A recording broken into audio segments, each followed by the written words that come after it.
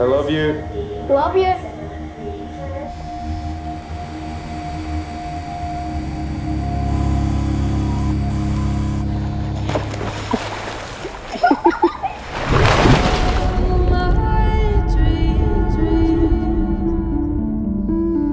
Dad, he's good. Oh my god, he's doing some real slow motion ninja moves. Think you'll ever move back to Scotland? No. Why? And there's this feeling, once you leave where you're from, that you don't totally belong there again. You know, I want you to know that you can talk to me about anything. Whatever parties you go to, boys you meet, drugs you take. Dad! Oh my god, what even is that? These are my moves. No, that's so embarrassing. That's not embarrassing. You okay through there? I don't know, I guess. I just feel a bit down or something. What do you mean? Don't you ever feel like tired and down and feels like your bones don't work, like you're sinking? You never know where you'll end up, though. You can live wherever you want to live. Be whoever you want to be. You have time.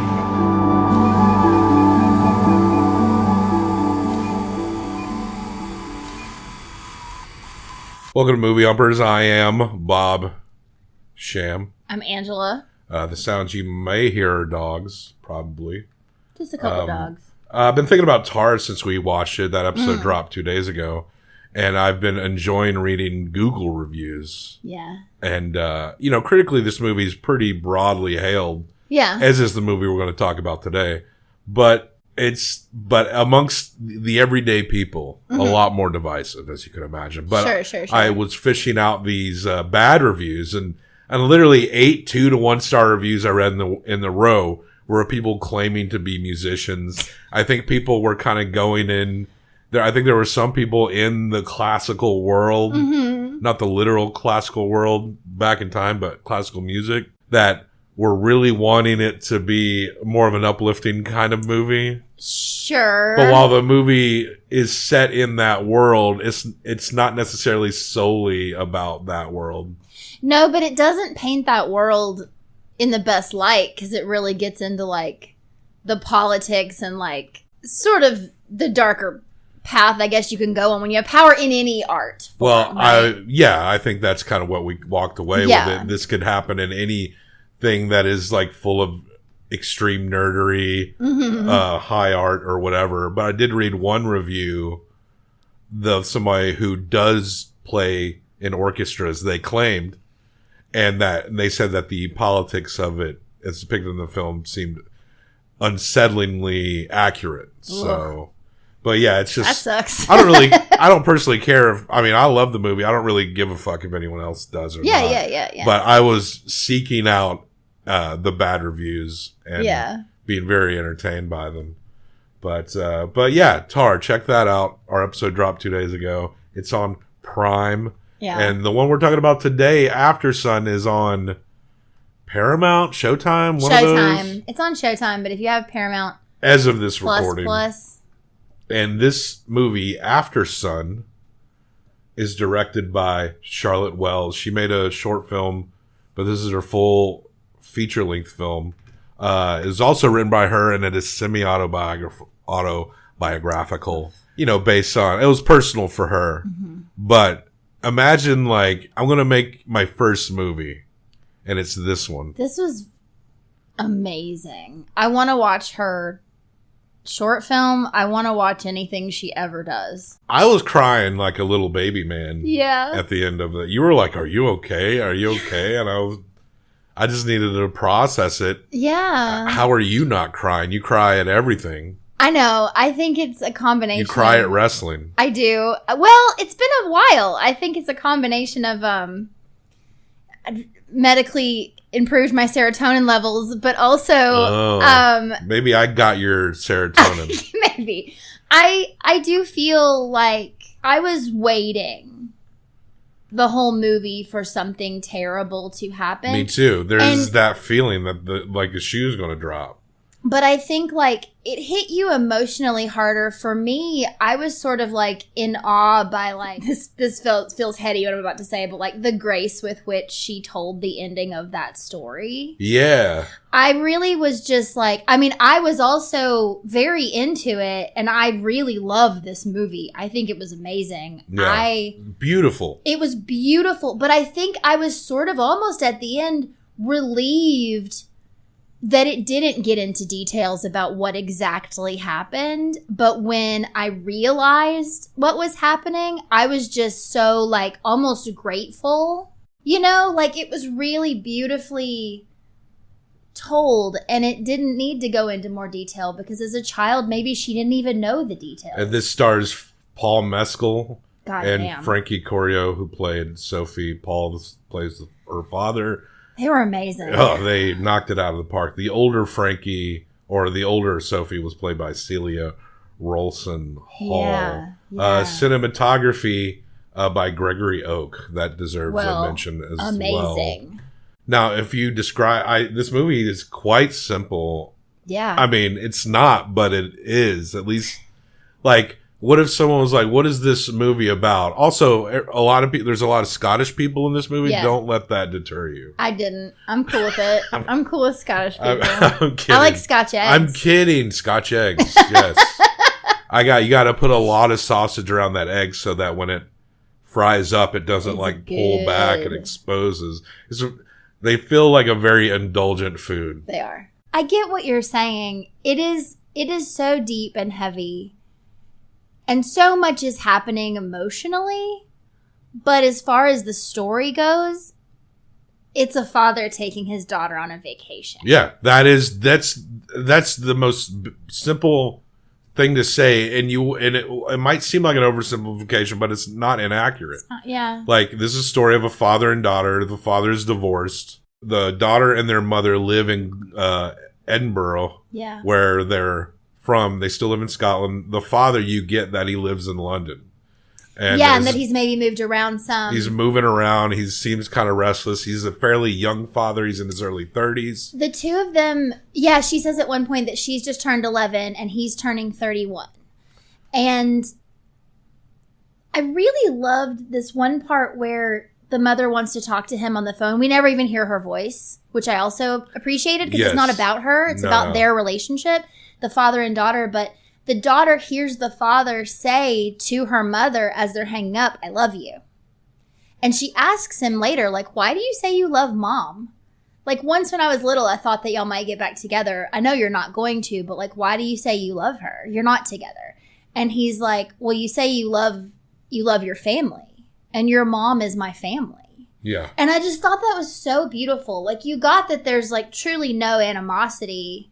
Obviously, she trusts him with their daughter implicitly. Like, she knows he would never do anything, even though he does mention at times that he's had issues with drugs in the past, or he's had, obviously their relationship didn't work, but it just sounds like they were just young kids. Yeah. They're on holiday, as they call it over there. Yeah, yeah. And a lot of other countries, especially in Europe, will give you plenty of time to go unwind and have a vacation. Mm-hmm. It's often written into their laws in some places. Yeah. Which is baffling here because we have to accrue paid time off by working our shitty jobs and we even have to reserve our sick time, and if we use too much of it, then we don't have our sick time, and then what? It results in it's stupid, but it's really stupid. You have to do paperwork in order to take time off work and not get fired if you have an illness. So I was kind of jealous of the fact that they seem to easily spend over a week in a resort. Yes. But also, I got the idea that he didn't really have a job. No, not much. So I don't know how they were in the resort, because there's also a point where she says to him, don't say you're going to buy me things when I know you don't have any money. Yeah, yeah. And that really fucks him up. Because he does want to perceive to her as though he's got his shit together. Yes. But he doesn't. Yeah, but I mean... sweet. There's not anything, You're trying to... Paul Mescal's performance, it's you're trying to find something in his expression or lack thereof. You can tell that he genuinely loves his daughter, but I kept finding myself digging for signs of like some kind of, there was something where even though he loved his daughter, you can still tell that there was something of a disconnect in a weird way. And you're not sure if maybe it was about the kid or life or probably all of it. And I'm just, and like I said, we're watching this for the first time, waiting for something awful to happen. So we're hoping that he's not doing something awful. Yeah. We have no idea. I was worried about And that. I want to go and look at the Google reviews of this movie like I did Tar. Because you know there's going to be like 1-star reviews like, I'm just going to watch these people on their vacation. So dumb. Like, it's so stupid. And then he leaves her at the airport and then there's strobe lights. Like, this movie's dumb. This movie's boring. That person is boring. Who would leave that review? But those are the ones I'm going to look for. No, I know, and you should. You should, funny. but like after. But like right now. Aftersun. Aftersun. I do agree with you. I think it's a disconnect with life that he has. And, you know, there is, again, like alluding to the issues with drugs, there is one part where he gets blackout drunk and like hurts his shoulder in the movie towards the end, kind of. Yeah. And he's apologizing to her. Then they have a really good day the next day. But he doesn't want like any attention drawn to himself in any way. But getting back to the shoulder. So he blacked out and he went into the ocean one night. She was off trying to hang out with the cool kids, trying to be a little too old maybe. And he was maybe realizing that she didn't need him as much anymore. And she'd made the comment about him not having money. And he went and got so drunk that he like injured himself. At the beginning of the movie, he has a cast on his arm. And she says to him, how did you break your arm? And he goes, I don't remember. So this is a thing he does. I think when he gets depressed and he gets in a place, he just drinks himself into oblivion and then he ends up hurting himself. He kind of... Not intentionally necessarily. He brings up some scenario where he's going to buy something with some guy in London and that he's being like, oh, I've got a plan in the works or something. Which you can tell she's heard a million times. And of course, he's still very young. Like, I didn't have shit for shit at his age. And this guy's got a child, right? Yeah. Yeah. And also, it's a coming of age tale because she's observing these other kids. These older and these kids. teenagers. Mm-hmm. And the teenagers are kind of chill and they kind of let her hang out and play pool with them. But they're sweet to her like a little sister. Yeah, but she's very keyed into what they're doing. And I feel like every young kid around older kids has had this kind of moment where you feel very awkward, but you're very hungry to like have fun the way they're having fun or enjoy things the way that they're enjoying things. And you stare too long at the girl and boy kissing. And there was this scene where she's having all these feelings and we're seeing her watching these older kids. And then there's this scene where she does this like motor car. Oh, there's a cat. This motocross game. Yeah. With this boy. Yeah. And it was so well done. I think that this coming of age film, there's very few that really hit it on the head really well. 13 is one of them, you know? There's a few that like really like 13 going on 30 is pretty good. No, not 13 going on 30. Isn't isn't that what that movie's called, 13? I can't remember. 8th grade. 8th grade. Eighth yeah. grade. Oh, okay. Sorry, 8th grade is what I'm thinking of. There's this part where you can tell that she's wanting to play the game with him because he's a boy, but she's not like totally focused on the game. Like she keeps cutting her eyes towards him, and like every time she like leans towards him, like I knew the feeling that she was having. Like, I remember that feeling of, like, is the boy looking at me? Is he noticing me? Might he kiss me after this? Like, is there any way in the world that he likes me? Like, that whole, like, but it's so innocent, too. Yeah. Also, it was really cool. It was really well done. And we're seeing the way shots are and the way shots are framed. We're seeing almost things. We see a lot of things in reflections of things and reflections of dark televisions and like things split to where some things are over here and some things are over here. The way everything is framed. They're making home movies at the same time, which they play on the TV at the same time. Mm-hmm. Apparently, the two lead actors here, I read, really did go on a resort together for a little while to kind of capture some kind of realism in that, so that they've already had that experience when they come back to do the acting. And I would bet like that Paul Mescal and Frankie I bet they kind of did develop something of a bond. They must have. But, Paul Mescal is probably a little. I wouldn't be surprised if he was more doting than his character in a way. Oh, I'm sure he was. Sure. There was an ease between them. If you had told me that she was actually his daughter, I would believe you. Yeah. Or that they actually knew each other, or they'd worked together, or this was a play that they'd done. I mean, this wouldn't be a play, but I was wondering if some of the footage of the recordings we saw were of.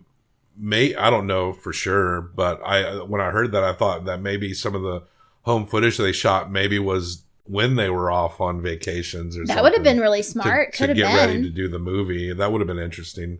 That part where she's kind of separate and alone for the night and he gets blackout drunk and jumps into the ocean. Earlier that night, after they'd been there for days, she wants to do this karaoke thing. Yeah. And he, apparently they've done this before. Like maybe they've had a few holidays leading up to this. She says every year since she's been 5. I think that's the only time they see each other is on the week of their birthdays. Yes. He takes her for a week every summer. So she gets up on stage and there's a few songs that are pretty important. There's a Blur song that's Love is the Greatest Thing. I forget what that song's called. But she's singing the song and she wants him to sing it with her. But he's like drunk and he's like, I don't want to do it this time. So if I don't. Mm-hmm. And they call both their names because she does it to surprise him. And it's also like his birthday coming up at the same time. The next day, yeah. So they call the name, but only she goes down there and she's singing the REM song Losing My Religion. Yeah. Which is about obsession, like a love that you want that maybe you don't have. Yeah. And how that kind of makes your guard and your sanity just kind of go down a little bit. Yeah. And so it's just a very awkward scene where she's singing the song and everyone who's watching is being polite, but he's just kind of like sitting there kind of stone-faced drinking. Yeah. And it's kind of, and then you watch the song piddle out and she just kind of seems deflated walking back. And that leads to them being separated for that night. And he's like, okay, fine, but don't stay out too late. Yeah. And then when he gets to go find her, she's off running around.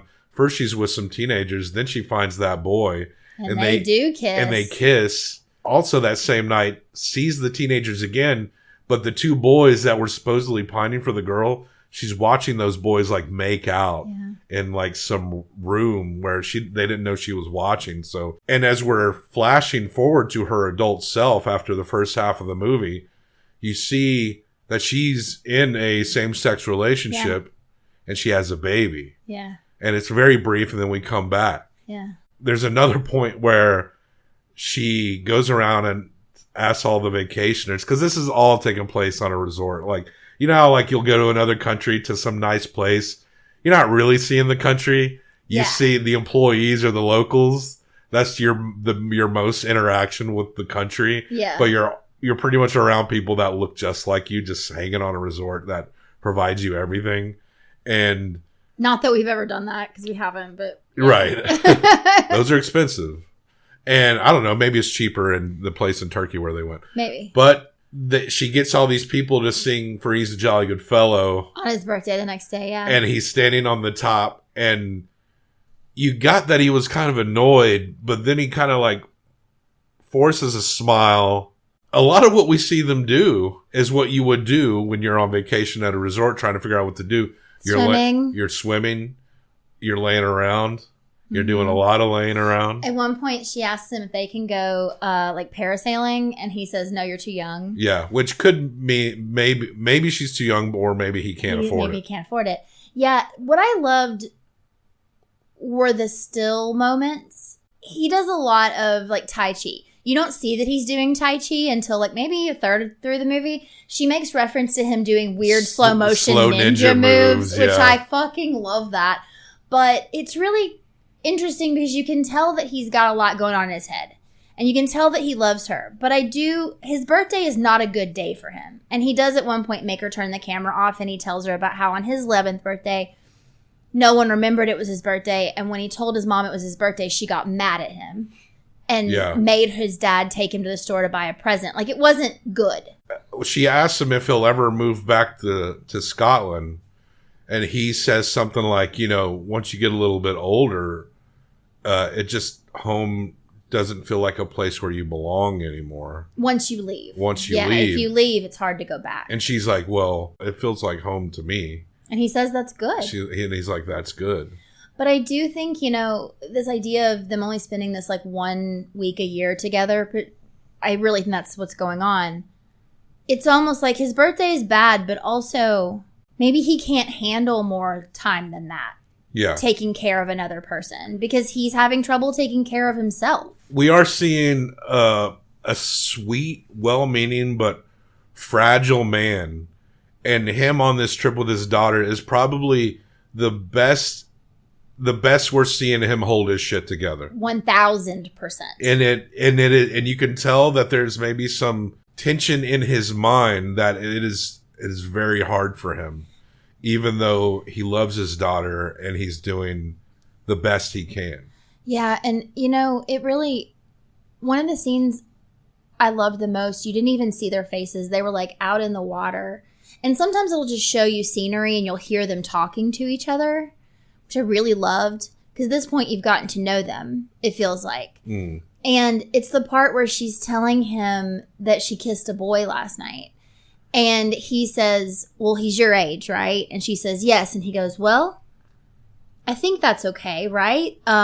Just like a kiss on the cheek. And she goes, well, it was a little more than that. And he's like, okay. And then he pauses and he goes, so if as you grow up, I want you to be able to talk to me about these things with other people, with drugs, with drinking. Like, I've done it and you can too, but I just want you to know that you can talk to me. I'll be there for you. And at that point, I felt that honestly hit me the most hard, because at that point I already was like getting the feeling that this was the last time they were together. And when he said that, I was like, yeah, but you're not going to be.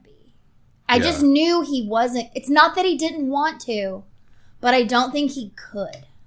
The day after, that night where they split up and she comes back, she has to get the receptionist to open the door. We see that he's made his way back, because he was looking for her at first and then just jumps into the ocean. But then they're reunited and she sees he's just passed out naked and drunk on Face the bed. down on the bed, yeah. And she covers him up and like kind of takes care of him as well as a little girl would. And then they wake up and they go out next day to this mud spa hot spring place. And he's like apologizing, like, genuinely feels really, and you got the feeling that he's had to apologize quite a bit to her for whatever reason in their life. But she's just like, it's okay. It's all right. She does take a minute. Yeah. She doesn't, it's almost like, she doesn't say it's okay right away. Yeah. Which I really liked, actually. Like, she just kind of starts putting the mud on him. It's almost like with her action, she lets him know it's okay. Mm-hmm. She kind of does say it, but it's kind of curt, like what you just said. But it's more like the tension gets broken and they fall back into where they are, because they love each other. And it's later that day that they sing, she gets the people to sing Freeze a Jolly Good Fellow to him. Mm-hmm. And then it cuts, we're getting to the end, and we see a scene, it cuts to him just crying on a bed. Maybe she's out doing whatever, but he's just sobbing on the bed. And there's a card. This is one thing that I've been thinking about since we watched this movie, and I'm a little unsure of. And I know we're going to get to the end, but can we talk about the flashbacks before we get to the end? This ties in to him crying. It's like they're like flash forwards, aren't they? They're flash forward. Yes. Sort of. Okay. Yes. They're flash forwards. So grown up Sophie, like you said, she has this life. She has a baby. She has a woman, and she's like kind of revisiting this time in her mind. And so it'll cut to these like very chaotic, flashy dance. They're like in a dance club. Yeah. Like a dance club. And he's kind of all over the place out of it, and she's kind of just standing there. And some of the early clips of that, it was really hard for me to tell what was going on. And I think I said flashback because the first couple times, which I think you're supposed to obviously slowly pick up on what's happening, but at the beginning I thought maybe it was a flashback to something with her mom. I wasn't sure what was happening at first. When we first see the strobing effects, we see the older her, which I did grasp that it was the older her. Okay, I just wasn't sure. Like looking into it. And then later when we get the flash forward, we see him dancing. Like Yeah. perhaps this is kind of more what he does on his day to day or what he's going to do more of. Yeah, because he just can put everything else out of his mind. When we're reaching the climax of the movie, we see her, like something in her mind, you know, Mm-hmm. where he's just dancing and dancing and she's trying to get him to stop. She's trying to get his attention. But he's not, like Yeah. he's oblivious that she's there. She's trying to hold him, and he just keeps And, going. and it really wasn't until the vacation is over, he's taking her to the airport. And it's this cute thing where, you know, he tells her goodbye, tells her to tell her mother I said hi. And then she's not quite leaving. She's being a funny kid and being like, bye, bye, bye. And we're cutting into the last flash forward of older Sophie. And she's watching the home videos. And you can hear the dad cry. You hear her baby cry. And then the baby crying is overlaid by a scene of the dad. Once Sophie goes off into the airport, you see the dad holding his home video camera, and he puts it down and he walks into this long hallway. Yeah. This fucked me up. I know. And he opens the door and you see the strobing lights. Like, this is the direction he's going. And it wasn't as clear that they would never be together again, but without saying it, you knew that was it. And maybe he went off. Maybe he spiraled out into addiction. For all we know, he could have been gone for a while and then passed away. We don't really know. But we know he was lost in some way or another. And that he would never be with his daughter ever again. Ugh. I know. There was a part earlier on too where he asked her if she's okay. And she tries to explain to him, she's like, have you ever had a really good day? This hit me hard too. Have you ever had a really awesome day, but then you come home and you just feel like your bones are tired. Like you just feel exhausted, like you can't move, like you don't want to do anything, like everything's heavy. And he is like, we're here to have fun. But I actually turned to you and I was like, he knows that exactly, feeling all too well. And you do get, I got the idea from that too, is obviously like he's seeing that there might be parts of her that are like him and he doesn't want that for her. Yeah. I think he's a very lost, depressed person. And I think you're right. I think in that moment, that's like kind of what she imagines, is she doesn't know anything else past seeing him holding that camera. So in her mind, he has just been in this dark, scary, dancing place where she can't reach him, because he does dance a lot throughout it. And she's always kind of making fun of his dancing. She always thinks it's being silly, but... And they dance together near the end. They do dance together. And that kind of then melds in with her, the present her and her memories and the dancing. And you kind of get the feeling that she wished she had danced more with him when she could.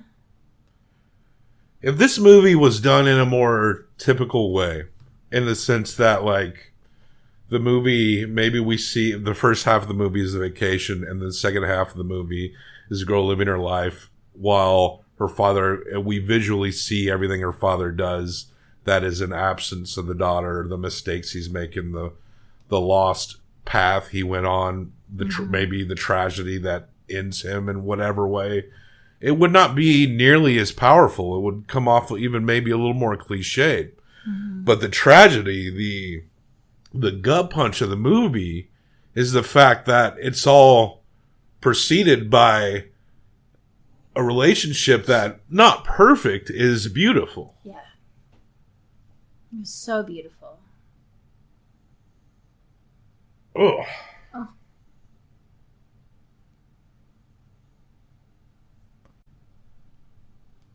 This fucking movie, man. I know.